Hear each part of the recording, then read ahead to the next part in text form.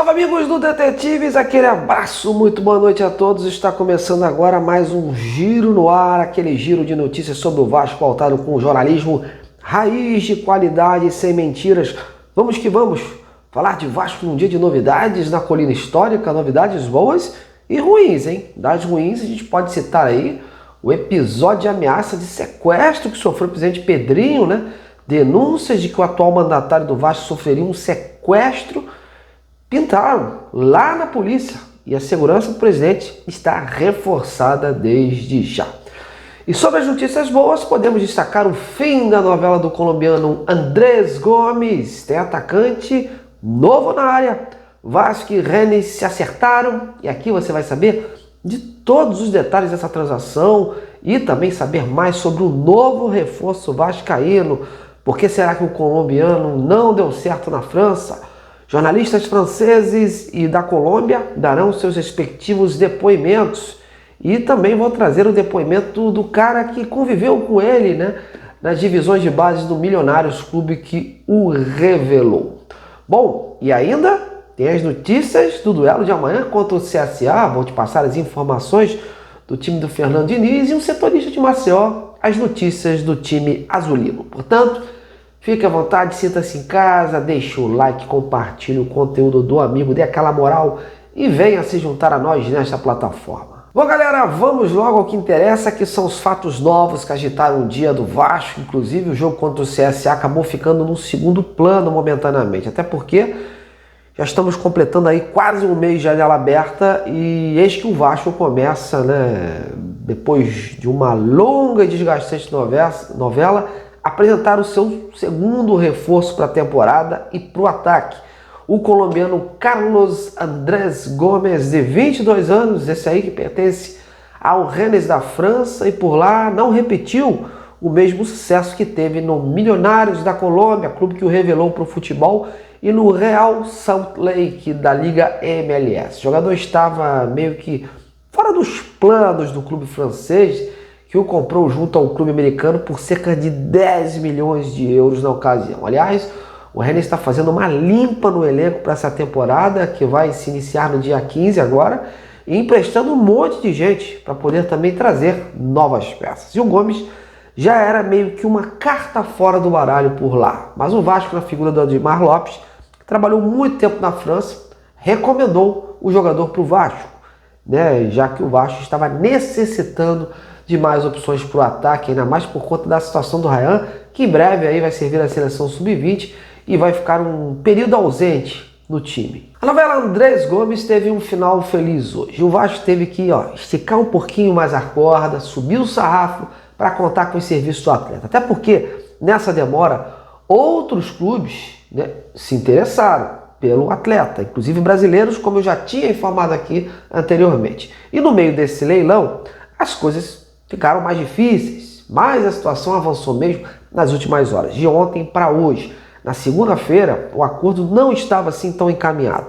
Precisou de muito diálogo entre as partes para acertar as condições do negócio, vencer a concorrência com outros clubes e, claro, convencer o jogador de retornar ao futebol sul-americano. O Gomes e o seu staff tinham esse pensamento no início de focar na Europa, até porque houve clubes espanhóis que chegaram a sondar o atleta. Mas sem uma proposta concreta e vantajosa e sem um projeto esportivo, coube ao Vasco aí sensibilizar o jogador para aceitar esse novo desafio. E assim ocorreu hoje lá na França. A informação inicial foi trazida inclusive pelo periódico, né, o francês, o L'Équipe, e logo confirmada pela imprensa que cobre o Vasco. Andrés Gomes chega num empréstimo de 1 ano com o Vasco, se comprometendo a comprá-lo no final do contrato num valor de cerca aí de 5 milhões de euros, que é o que a imprensa francesa vem comentando, caso o atleta atinja algumas metas pré-estabelecidas em contrato. Comenta-se que foi um contrato bem amarrado para que o Vasco também não seja obrigado a pagar alto por algo que não entregue, né? E que o clube aí espera do jogador em campo. As cifras envolvidas não foram detalhadas ainda, vão ser colocadas em breve, mas é certo que o Vasco deve pagar uma certa quantia agora pelo empréstimo. E o restante final apenas se o atleta realmente cumprir aí os objetivos assumidos. A expectativa inicial é que o Andrés Gomes chega ao Brasil neste final de semana para realizar os seus exames médicos e assim a assinatura do contrato. Houve um acordo verbal, mas por hora não tem nada assinado, mas o Gomes está sim a caminho do Vasco. E aí fica sempre aquela pergunta: por que o jogador na França não foi aquele jogador que se destacou na Colômbia e nos Estados Unidos? O que pesou? Quais as suas virtudes e que podem ajudar o Vasco neste momento? Para responder essas perguntas, eu consultei hoje pessoas que acompanharam de perto o Gomes, tanto na França como na Colômbia, onde ele começou a despontar no futebol. Eu trago 3 relatos aqui. Um de um setorista do Rennes, do jornal L'Équipe, outro de um conceituado jornalista lá da Colômbia, que é especialista em milionários, e o último, um cara que eu conhece bem desde os tempos de formação lá no clube colombiano. Vamos começar aí pela França, que é onde ele jogou recentemente. Eu fiz essa pergunta ao colega Juan Rigold sobre o que aconteceu lá no Rennes para o colombiano não brilhar e quais as suas principais características. Vamos ver aí o que ele falou. Ele também precisou de tempo para se adaptar a Salt Lake City na MLS antes de brilhar e assinar com o Rennes por cerca de 10 milhões de euros, sem contar o bônus. Ele chegou ao Rennes em um contexto complicado, com muitos jogadores estrangeiros novos e era o único que falava espanhol. Então, ele só se firmou em um time que não funcionou no final de janeiro, com 3 técnicos diferentes durante a temporada. Ele também teve que se adaptar taticamente, melhorar seu jogo sem a bola e, portanto, era mais uma opção durante a partida. Mas ele é jovem, é um jogador de ataque rápido e um verdadeiro ponta. Bom, agora eu vou ouvir o Guillermo Arango, jornalista esportivo da Colômbia, de renome. Ele é expert em Milionários, né? O clube que revelou o Andrés aí para o futebol e acompanhou bastante a carreira deste atleta. E vai nos falar agora, né, o que ele considera, como ele vê esse jogador, o que o atrapalhou lá na França para não desenvolver o seu melhor futebol. Veja aí. Ele é um ponta com grande velocidade e potência, sabe fazer gols e no Milionários teve um impacto imediato. Foi muito bem na Liga MLS e isso o levou à seleção da Colômbia, onde inclusive fez o gol no Uruguai nas eliminatórias. No entanto, suas lesões interromperam o seu processo de adaptação no Rennes. Bom, e agora por fim o cara que conhece muito bem o Andrés Gomes, que acompanhou sua evolução de perto lá na Colômbia, ajudou a formar o jogador, o Edgar Moreno, coordenador das divisões inferiores do Milionários, diretor da base, né, a gente pode dizer assim, do time que revelou o novo atacante do Vasco. Por ser diretor da base, ele tem bagagem suficiente para falar um pouco desse atleta. Como vocês puderam ver aí nessa foto, ambos têm um grande relacionamento. Vamos ouvir aí então o que ele falou sobre Carlos Andrés Gomes. Extremo direito, rápido e ágil, forte em duelos 1 por 1 e driblando. Ele tem um bom chute a gol e faz gols. Boa passada apesar de sua altura. Um bom cara pessoalmente, alegre e um bom companheiro. Jogou pela seleção colombiana sub-23 pré-olímpica, jogou nos microciclos da seleção principal e acredito que um jogo pelas eliminatórias. Bom, tomara que esse jogador consiga mesmo fazer alguma diferença nesse Vasco de hoje, porque as últimas contratações do Vasco, tirando o Nuno, foram de doer, né?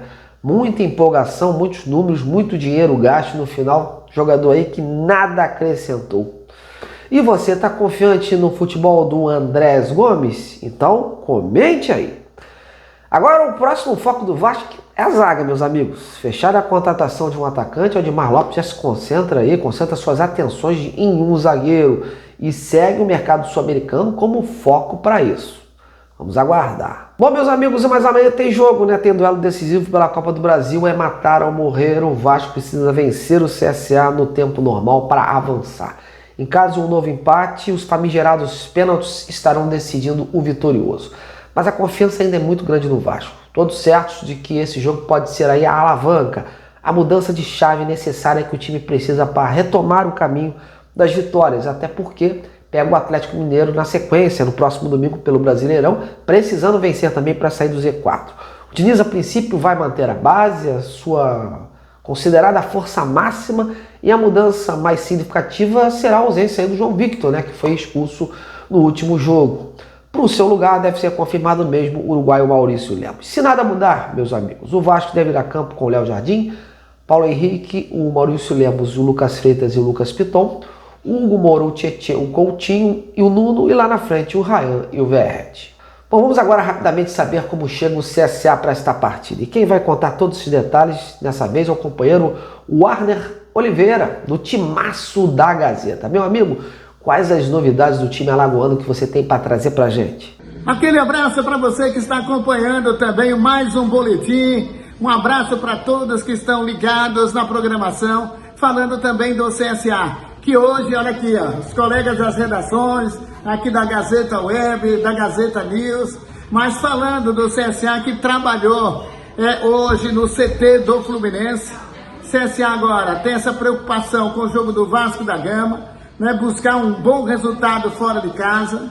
Ninguém aponta, né, o CSA como favorito, a gente tem ouvido, né, tem visto também as matérias, mas CSA vai tentar surpreender, como já fez com o Vasco da Gama em São Januário, há alguns anos, com aquele gol do Dago, depois do empate aqui em Maceió. Quem sabe? CSA para esse jogo não tem nenhum problema, pelo menos o jogador Baianinho, ele que saiu machucado no jogo contra o Botafogo da Paraíba no último sábado, pela Série C do Campeonato Brasileiro, está recuperado, treinou normalmente agora à tarde, mas a gente não sabe ainda se ele começa a partida, porque o técnico Márcio Fernandes não liberou a escalação. CSA pode ir mais pegador no setor de meio campo, contando ali com 3 volantes, com mais um meia, mas a gente vai aguardar tão somente a relação 1 hora antes da partida de amanhã em São Januário. Time provável do CSA, começando com Gabriel Félix na lateral direita.